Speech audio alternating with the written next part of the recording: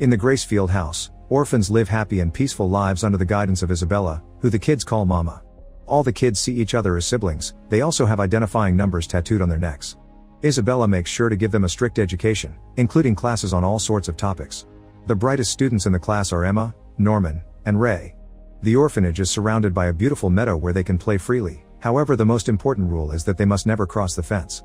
The kids are destined to leave the orphanage to join a family when they're ready. Tonight it's Connie's adoption night, and she leaves the orphanage after saying goodbye to everyone. Emma and Norman wonder if Connie will ever write to them because the kids that leave always promise they will, but to this day they haven't received a single letter. At that moment they find Connie's favorite bunny, which is shocking because she doesn't go anywhere without it.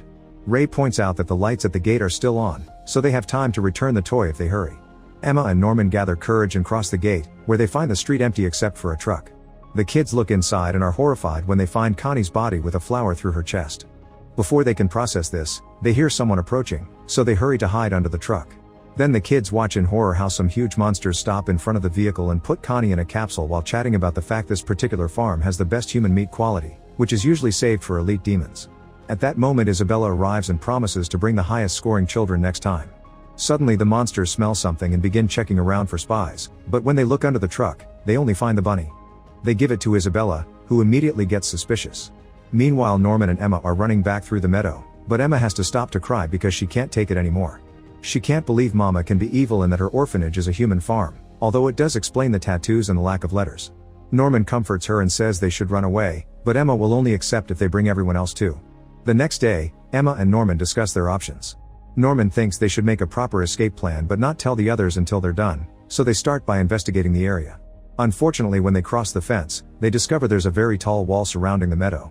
It's impossible for them to jump across it, so they agree they'll have to get a rope and return later. Meanwhile the kids pause their game because one girl is missing. Isabella quickly takes out her watch and walks into the forest, just to come back in seconds with the girl in her arms. This makes Emma and Norma realize that Isabella must have put a tracker on them when they were babies, and she can tell where all the kids are using her watch. If they want to escape, they'll need to do something about that first. The next day, Emma and Norman hide some rope in a tree and get caught red-handed by Ray. Norman immediately tells him everything, and to their surprise, Ray has no trouble believing it. In fact, he wants to help. Afterward they do research in the library and discover a bunch of books have an owl stamp with a circle representing Morse code.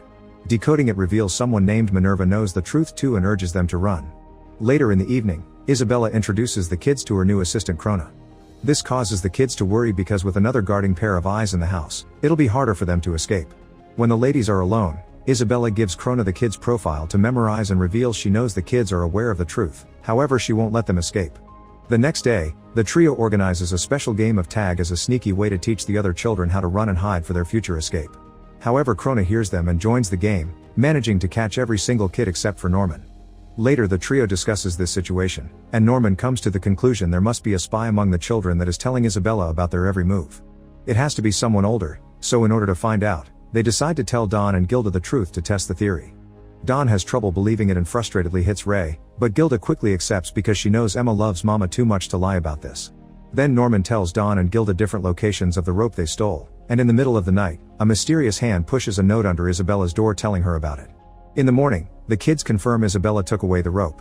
Emma and Ray are happy the trick worked, but Norman shocks them when he reveals that the trap had been for Ray, who had the real rope location while Norman gave the other two a fake one. Ray finally admits that he discovered the truth a long time ago and confronted Isabella about it, who offered a deal. If he spied for her, she would delay his adoption. Ray accepted because he knew he couldn't escape alone, but he never stopped trying to find another solution. He was the one that left the bunny to make his friends find out the truth too. Emma and Norman declare they still trust him and that Ray will work as a double spy for the team. Afterward, they hide the ropes in Ray's secret hole in the floor, where he also keeps gas cans and the gadget he made to neutralize the trackers. Later Ray tells Isabella that the kids will try to poison her food, which is a lie to keep her distracted. Isabella is thankful, but she still announces Ray will be adopted in a few months. The next day, the 5 kids go to the wall to test the rope only for Krona to find them red-handed.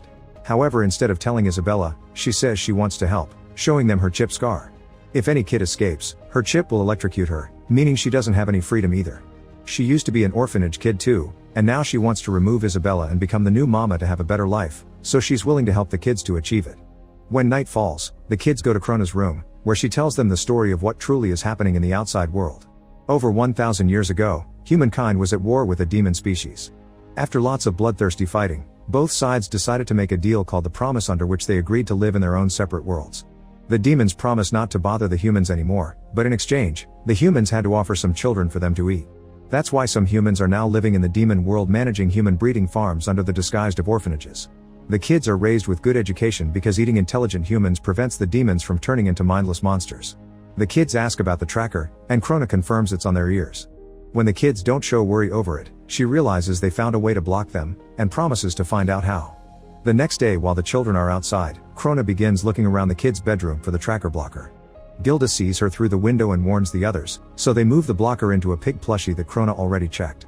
Eventually Krona finds the hole and gets suspicious to see it empty, so she tries checking the room again.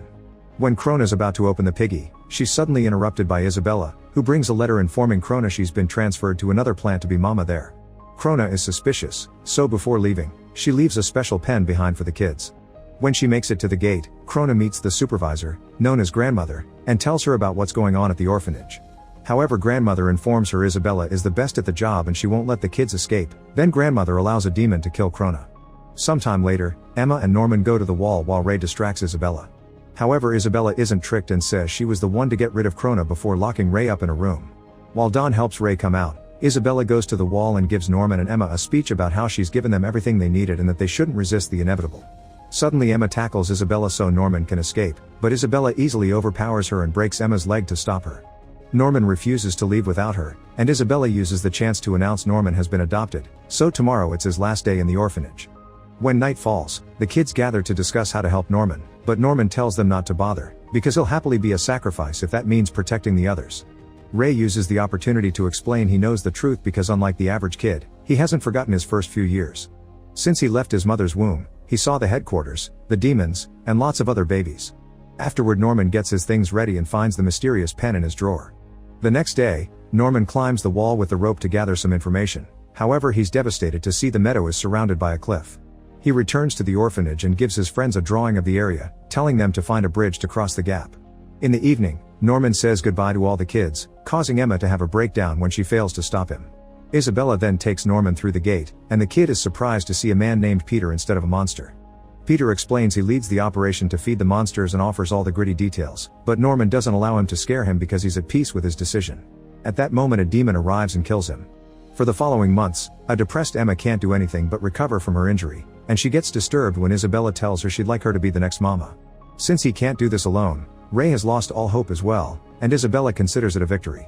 Eventually, Ray's informed he'll be adopted too, so the night before his departure, Emma approaches him to explain she has a plan. However, Ray already has a plan of his own and begins to cover everything with juice to then light it all on fire. As the flames take over the room, Emma cries out and Isabella comes running, confirming that Ray's in the fire with her watch. She tries to put the fire out with an extinguisher, but it isn't enough, and when she turns around she finds Emma gone. It turns out this has been the plan all along and Emma is now running away with the kids. After Norman left, Emma found a note he left with some ideas to escape plus the special pen, so she gave the note to Don and Gilda and they did the organizing with the kids while Isabella kept an eye on Emma, who pretended to be depressed. She couldn't tell Ray because Isabella had been watching him too, and right now he's fine too because Emma used a knife to remove the tracker and threw it in the fire. Everyone else removed the chip in the same way. Unfortunately, they have to leave the really young ones behind, but Emma promises to come back for them later. When they make it to the wall, they threw some ropes across the cliff and begin sliding down using hangers to reach the other side safely. Once everyone crosses, only Emma is left, but at that moment Isabella shows up to stop her. Mama says she used to be naive as well and had a boyfriend that got her pregnant, so she also tried to escape, but standing on this wall and seeing the cliff made her realize there was no hope. Her child died after he was born, and then Isabella worked hard to be the next mama and give the kids a good life. Killing them has always been pretty hard for her, and Emma is her favorite, but Isabella still threatens to cut the rope if Emma tries to escape.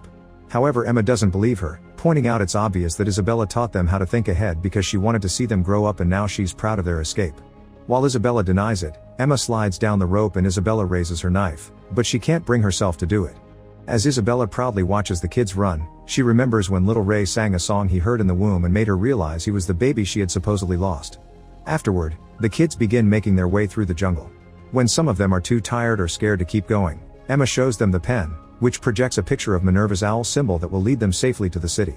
Meanwhile, Isabella goes to see Grandmother and Peter and takes full responsibility for everything that happened, so the leaders punish her by making a demon eat her. Make sure to subscribe and turn on notifications so you can watch more videos like this.